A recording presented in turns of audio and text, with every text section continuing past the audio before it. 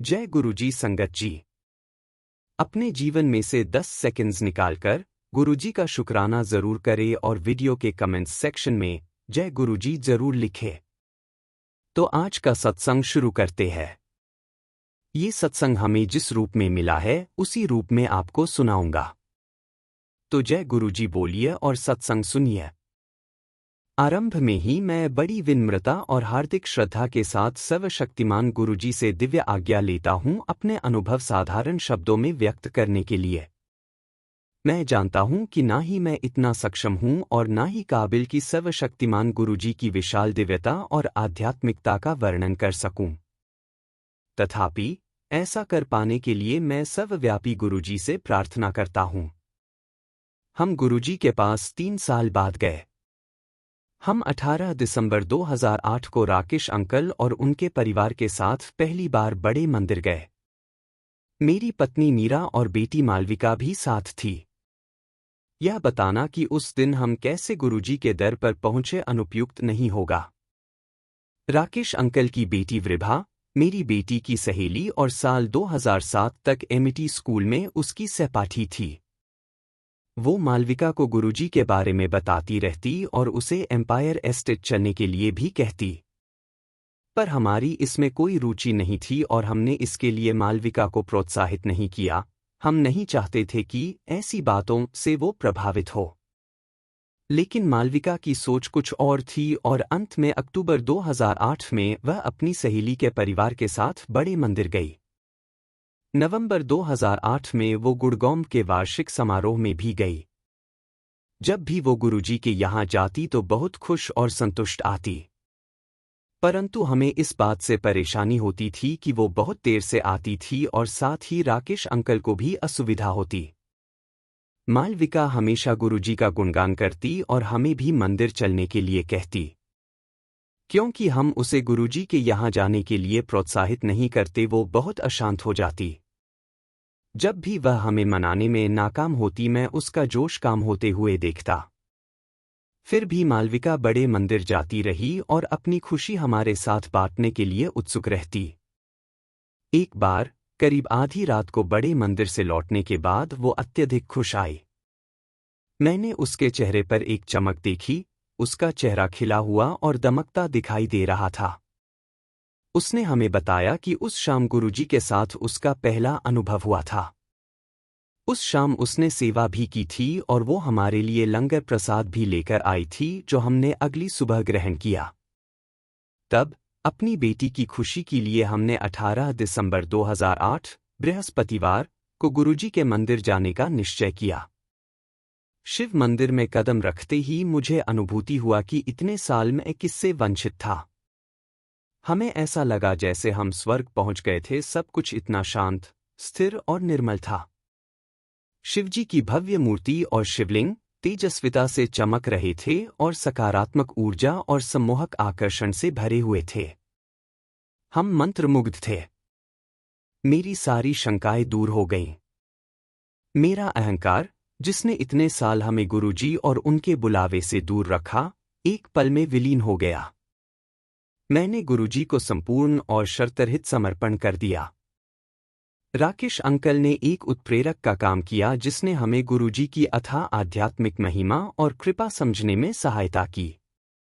उस शाम हमने शबद और लंगर का आनंद उठाया और फिर घर वापस गए, प्रबुद्ध और परिवर्तित। गुरुजी के साथ मेरा पहला संपर्क। हमारे घर में एक छोटा सा मंदिर है जिसमें हमने कई देवी देवताओं की मूर्तियां रखी हुई हैं। जिस शाम को हम बड़े मंदिर गए थे उसकी अगली सुबह मैं अपनी दैनिक पूजा के लिए बैठा और सारे देवी देवताओं से हाथ जोड़कर आज्ञा ली और भगवान गणेश की मूर्ति छोड़कर शेष सारी मूर्तियां मंदिर से हटा दी। मेरे पास एक छोटा शिवलिंग था जो मैंने अंदर रखा हुआ था और जिसकी पूजा मैंने बहुत सालों से नहीं की थी। मैंने शिवलिंग को धोकर साफ किया और अपने मंदिर में रख दिया। इससे पहले कि मैं अगरबत्ती जला पाता, मुझे एक बड़ी सुहावनी सुगंध आई। मुझे एकदम गुरुजी के होने का एहसास हुआ। गुरुजी ने मुझे आशीर्वाद दिया। इस विचार से ही मैं उल्लासित और बहुत खुश हुआ। ऐसी दिव्य सुगंध की मुझे पहले कभी अनुभूति नहीं हुई थी। राकेश अंकल मुझसे पूछते रहे कि क्या बड़े मंदिर में मुझे कोई सुगंध आई थी, पर तब मुझे इस सुगंध का एहसास नहीं हुआ था। गुरुजी के अपने तरीके होते हैं अपने होने का एहसास कराने के, और उनकी सुगंध ऐसी ही एक सूचक है। मेरे चचेरे भाई पर गुरुजी की कृपा। गुरुजी के पास कोई भी उनकी आज्ञा के बिना नहीं आ सकता। जिन पर गुरुजी की कृपा होती है वे ही गुरुजी के मंदिर या उनके सत्संग में पहुंचते हैं। हम इस तथ्य के साक्षी हैं। हमारे पूरे घर में गुरुजी की तस्वीरें लगी हुई हैं, और पिछले 1 साल में हमारे बहुत मित्र और रिश्तेदार हमारे घर आए हैं, पर किसी ने भी गुरुजी में रुचि नहीं दिखाई। किंतु इंदौर स्थित मेरा एक चचेरा भाई कुछ अलग था। जब वो पहली बार हमारे यहाँ रहने आया तो उसने गुरुजी के बारे में जानने में रुचि दिखाई। सत्संग सुनने के बाद वह बड़े मंदिर जाना चाहता था। मुझे उसकी इच्छा में सच्चाई और ईमानदारी दिखाई दी। हमें शुक्रवार को बरेली, हमारे गृहनगर, जाना था, और हमने सोचा कि अगर हम रविवार को समय से वापस पहुंच गए तो हम मंदिर जा पाएंगे। वो रविवार को इंदौर जा रहा था और उसकी ट्रेन का समय रात को 10:10 बजे का था। बरेली जाकर हम अपने कामों में इतना व्यस्त हो गए कि हम भूल ही गए कि रविवार शाम को हमें मंदिर जाना था। काम खत्म करने के बाद हम बरेली से दिल्ली के लिए गाड़ी से चल पड़े। 4 घंटों में हम नोएडा पहुंच गए, जबकि साधारणतया इसमें 6 घंटे लगते हैं। रास्ते में हमें कोई ट्रैफिक जैम या बंद रेलमार्ग अवरोध नहीं मिले। सड़कों की खराब हालत के बावजूद हमें थकान भी नहीं हुई थी। पिछले 40 सालों से मेरा बरेली से दिल्ली आना जाना रहा था, पर कभी भी मेरी यात्रा इतनी आरामदायक नहीं रही थी। नोएडा पहुंचकर हमने एक चचेरे भाई को उसके घर छोड़ा। इंदौर से मेरे भैया ने मुझसे अनुरोध किया कि मैं उसे गुरुजी के बड़े मंदिर ले जाऊं। मैं हैरान होने के साथ खुश भी था, क्योंकि मुझे लगा था कि 2 दिन पहले हुआ सत्संग भैया भूल चुके होंगे। उस समय शाम के 7 बजे थे और भैया की गाड़ी निजामुद्दीन रेलवे स्टेशन रात 10:10 बजे की थी। ज्यादा समय न होने की कारण से मेरे बड़े भाई ने इसका विरोध किया और भैया को कहा कि वह फिर कभी गुरुजी के पास जाए। पर भैया अड़े रहे और उनकी गाड़ी भले ही छूट जाए, उसके लिए तैयार थे। हम उसी समय बड़े मंदिर के लिए निकले और 8 बजे तक वहां पहुंच गए। हम तीनों ने चाय प्रसाद लिया, शब्द सुने और 9 बजे वहां से चल पड़े। भैया तो किसी और ही दुनिया में थे। 9:50 पर हमने उनको इंदौर के लिए निजामुद्दीन रेलवे स्टेशन पर छोड़ा। बरेली से दिल्ली तक, फिर मंदिर जाना, वहां से निजामुद्दीन और अंत में रात के 11 बजे गुड़गांव पहुंचना शरीर को बहुत थका देने वाला होना चाहिए था। पर मैं पूरी तरह फुर्ती से भरा हुआ महसूस कर रहा था, गुरुजी की कृपा से। अगले दिन इंदौर से भैया ने फोन करके कहा कि वह गुरुजी के ग्रंथ का आनंद उठा रहे थे जो वह हमसे लेकर गए थे। अब जब भी वो दिल्ली आते हैं तो गुरुजी के मंदिर जाना चाहते हैं। हमारे पास गुरुजी के ग्रंथ की एक ही कॉपी थी, पर हमने खुशी से वो भैया को दे दी। 2 दिनों में ही गुरुजी ने हमारे लिए एक और कॉपी का इंतजाम कर दिया। गुरुजी की ओर मेरा सफर बड़े मंदिर जाते हुए हमें 1 साल से अधिक हो गया है।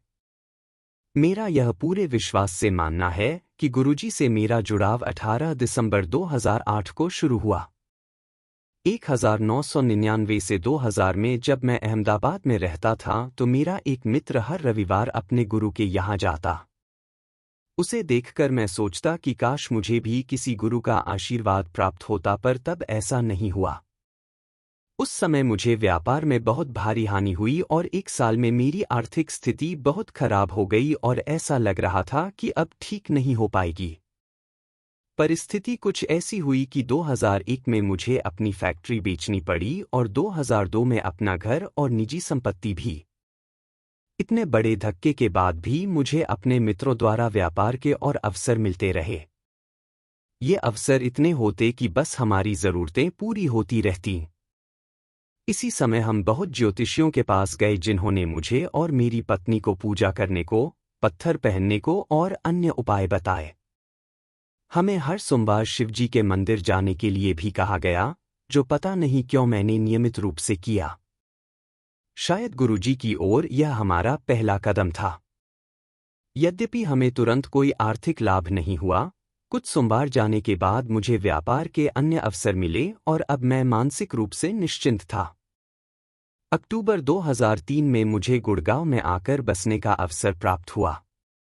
मेरी नौकरी की सबसे अच्छी बात यह थी कि मुझे वो मेरी शर्तों पर मिली थी और अहमदाबाद में करीब 24 साल रहने के बाद हम दिसंबर 2003 में आकर गुड़गांव में बसे। यद्यपि यह आसान नहीं था, मैंने इसको भगवान की मर्जी और अपनी किस्मत माना। मेरे बच्चों के वार्षिक इम्तिहान होने के उपरांत मार्च 2004 में मेरा परिवार भी गुड़गांव आकर बस गया। साल 2005 के करीब मालविका की सहेली वृभा ने उसे गुरुजी के बारे में बताना शुरू किया, पर हमें 3 साल लग गए गुरुजी के पास 2008 में पहुंचने में। पिछले 1 साल के अनुभवों के बारे में लिखते हुए मुझे पिछले कुछ सालों के वृत्तांत भी याद आ रहे हैं। मुझे लगता है कि ये अनुभव मेरे साथ इसलिए हुए क्योंकि मैं गुरु की कृपा प्राप्त करने का इच्छुक था। मेरा यह मानना है कि जिस समय मैं गुरुजी से जुड़ा वह मेरी यह इच्छा पूरा होने का समय था। कहा जाता है कि गुरु तक पहुंचने का मार्ग आसान नहीं होता है। इस मार्ग पर सब्र का परीक्षा देनी पड़ती है और लंबे समय तक श्रम, दर्द और कष्ट सह पाने की क्षमता और सामर्थ्य भी नापे जाते हैं। सहनशीलता का यह परीक्षा पास कर लेने के बाद गुरुजी से जुड़ना हमारे लिए सबसे बड़ा इनाम था। इससे ज्यादा हमें कुछ नहीं चाहिए था। गुरु को पाने की मेरी मनोकामना पूरी हो गई थी, और वो भी कैसा गुरु। गुरुजी महाराज के रूप में हमें स्वयं भगवान शिव की कृपा प्राप्त हुई। मेरी जिंदगी का यू टर्न। पहले दिन से ही सत्संग द्वारा हम इस बात से परिचित थे कि हमें गुरुजी से कुछ नहीं मांगना है, क्योंकि गुरुजी हमारी इच्छाओं और जरूरतों से पूरी तरह अवगत होते हैं। गुरुजी का आशीर्वाद प्राप्त करते रहने के लिए संगत को गुरुजी के सत्संग में और बड़े मंदिर जाते रहना चाहिए। यह बात पूरी तरह से सच है। गुरुजी ने हम पर स्वास्थ्य, संपत्ति, समृद्धि, प्रसिद्धि, नम्रता, सकारात्मकता और सुकून की बारिश की है। जो कुछ भी कोई सोच सकता है, गुरुजी ने वह सब और उससे कहीं अधिक दिया है। उनकी कृपा हर पल सब पर बरसती रहती है, पर कभी कभी हमें ही इस बात की अनुभूति नहीं हो पाती है। गुरुजी ने हमारे स्वास्थ्य को लेकर भी हमारा मार्गदर्शन किया है और स्वास्थ्य संबंधी बड़े बड़े कष्टों से हमें बचाया है। यहाँ तक कि सही चिकित्सकों की ओर भी हमारा मार्गदर्शन किया है। इसका एक उदाहरण मेरा हर्निया का ऑपरेशन है। ऑपरेशन थिएटर में मुझे बहुत घबराहट और व्यग्रता की अनुभूति हो रही थी, जो एक क्षण में गायब हो गई जैसे ही मुझे गुरुजी के उपस्थित होने का आभास हुआ। अप्रैल 2009 में मुझे स्लिप डिस्क हुआ, जिसका पुष्टिकरण MRI से हुआ। वह अपने आप ही ठीक हो गया और मुझे पता भी नहीं चला। गुड़गांव में हमारे घर से कुछ मिनटों की दूरी पर एक एक्यूप्रेशर विशेषज्ञ की ओर मुझे गुरुजी ने निर्देशित किया और पिछले 20 सालों से जो मुझे कमर का दर्द, स्थायी रूप से पेट में दर्द, साइनोसाइटिस और सर्वाइकल था, इन सबका उपचार अपने आप बिना दवाइयों के हो गया। गुरुजी का सुरक्षा कवच।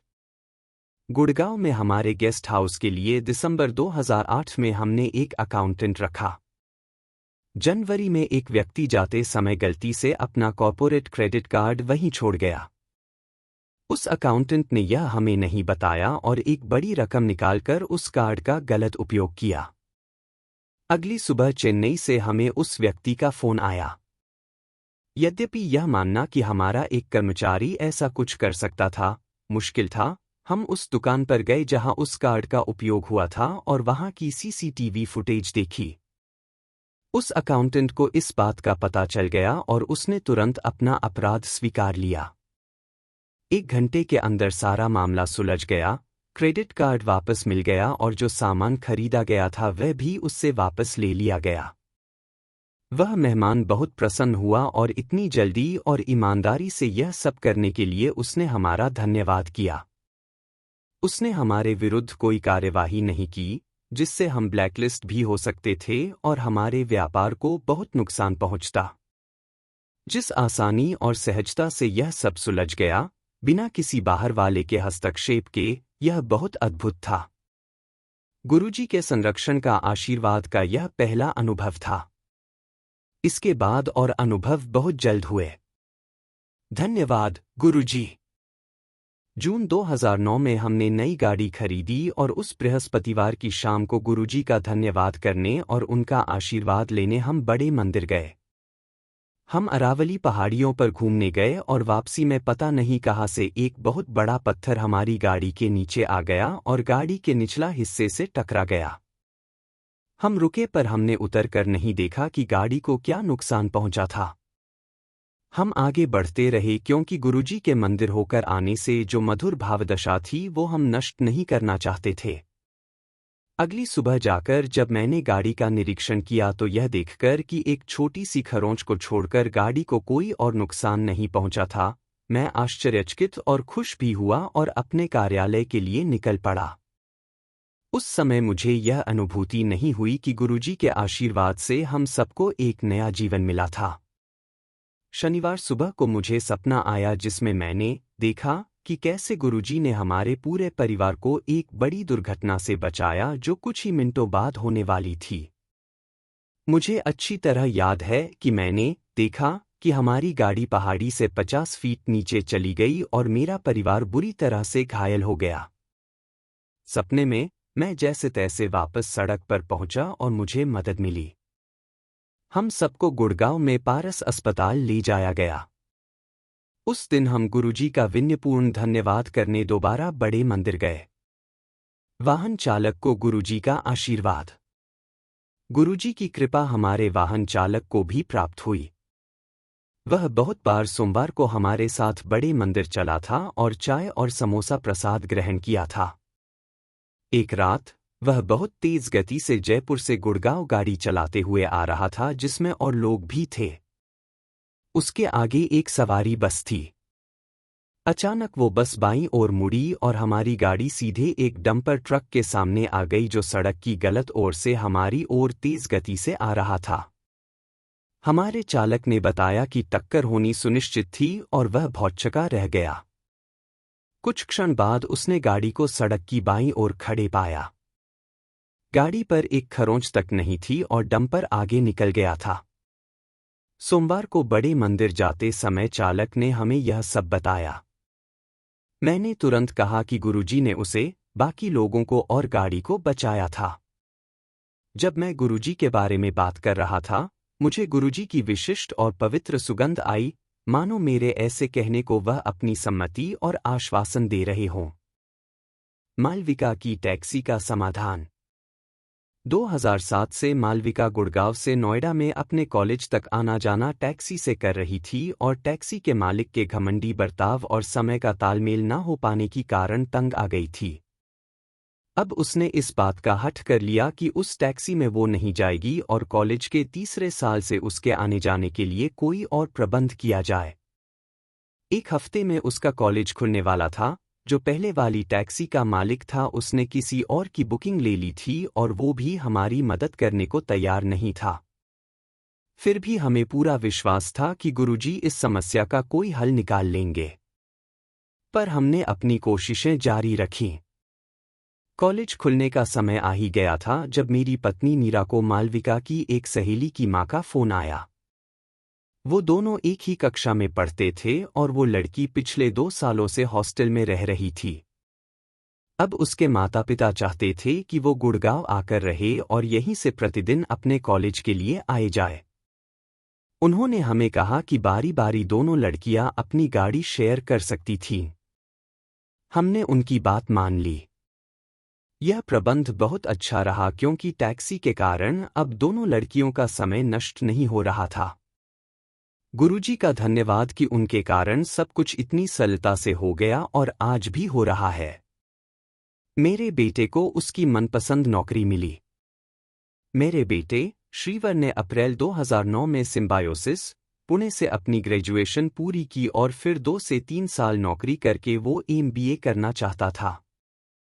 ग्रेजुएशन के तुरंत बाद वो पहले नौकरी करना चाहता था, पर आर्थिक मंदी के कारण उसे अच्छी नौकरी नहीं मिल रही थी। कुछ महीनों की कोशिशों के बाद उसे एक नौकरी मिल गई। यद्यपि यह नौकरी ना तो उसकी पढ़ाई के अनुकूल थी और ना ही उसे पसंद थी, पर उसने सोचा कि घर पर खाली बैठे रहने से तो अच्छा ही था, इसलिए हम भी मान गए। क्योंकि यह नौकरी मार्केटिंग से संबंधित थी, उसे अपने वाहन की आवश्यकता थी। दुपहिया वाहन के बारे में तो हम सोचना भी नहीं चाहते थे। जन परिवहन उपयोग करने में व्यवहारिक कठिनाइयां थीं और हमारे पास अतिरिक्त गाड़ी नहीं थी। हमने बैंक से ऋण लेकर उसके लिए गाड़ी लेने का निश्चय किया, पर गुरुजी ने हमारे लिए कुछ और ही सोच रखा था। मेरे व्यापार से संबंधित एक व्यक्ति था जिसने मुझसे एक बड़ी रकम ली हुई थी और जो मैं उससे बहुत समय से वापस मांग रहा था। एक दिन हमें बड़ा अचंभा हुआ जब इस रकम का एक हिस्सा उसने हमें भिजवाया। वह इतना था कि बिना किसी ऋण या किसी के एहसान के हम गाड़ी खरीद सकें। मार्केटिंग की वो नौकरी लेने के एक महीने के अंदर श्रीवर को एक विदेशी बैंक, जिसके हेडक्वार्टर्स अमेरिका में थे, में अपनी मनपसंद नौकरी गुड़गांव में ही मिल गई। यह सब किया सर्वशक्तिमान गुरुजी ने। इस सत्संग का एक एक शब्द गुरुजी से प्रेरित है। जब से हम गुरुजी से जुड़े हैं, गुरुजी हमारा मार्गदर्शन कर रहे हैं। गुरुजी की इतनी कृपा रही है मेरे ऊपर कि मेरी पूरी कोशिश रहती है कि जहां तक हो सके मैं उनके निर्देशों का पालन करूं। पिछले एक साल में मेरा व्यापार कई गुना बढ़ गया है। सब कुछ इतनी सहजता से होने लगा है, न केवल मेरे व्यापार में, परंतु हमारे निजी जीवन और घर में भी। कोई काम या चुनौती अब बड़ी या जटिल नहीं लगती है। मैंने गुरुजी को पूरी तरह से समर्पण कर दिया है और अब मैं नेक और भले काम करता हूं जिनका परिणाम मैं गुरुजी पर छोड़ देता हूं। और हाँ, मैं और मेरा पूरा परिवार राकेश अंकल और उनके परिवार का आभारी है, जो गुरुजी के पास हमें लेकर जाने के लिए माध्यम बने। बहुत बहुत धन्यवाद गुरुजी, हमें अपनी संगत का अंश बनाने के लिए।